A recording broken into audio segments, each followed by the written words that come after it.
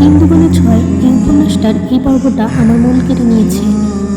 Ivan আরও কাছে এগিয়ে এলো। সোহানা গজগজ করতে বলল, তুমি আমাকে নিঃশ্বাস নিতে দিচ্ছ না ইভান, একদম কাছে আসবে না, আমি কিন্তু চিৎকার করব। ইভান এক চুলও নড়ল না। সে সোহানার কানের কাছে মুখ নিয়ে তপ্ত নিঃশ্বাস ফেলে বলল, চিৎকার করো সোহানা, পুরো রিসোর্ট জানুক যে মাঝরাতে ইভান আহমেদ তার জীবনের শ্রেষ্ঠ সম্পদটাকে শাসন করছে। ইভান সোহানার মুখের এত কাছে চলে এলো যে দুজনের ঠোঁটের দূরত্ব মাত্র কয়েক সুতো। সোহানা এবার সত্যিই অসহায় বোধ করতে লাগল।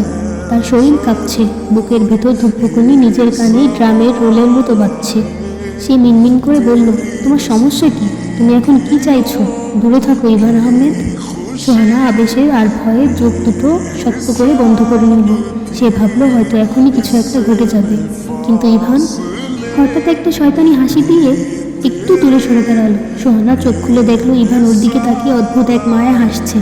ইভান এবার খুব শান্ত, উদাসীন কিন্তু গম্ভীর কণ্ঠে বলল, কী চাই জিজ্ঞেস করছিলি না? শোনো তবে, আমি চাই চলো আজ দুজন মিলে একটা খুন করি। তুমি খুন করবে তোমার এই আকাশচুম্বী ইগো, আর আমি খুন করব আমার অর্জিত এই সাম্রাজ্য।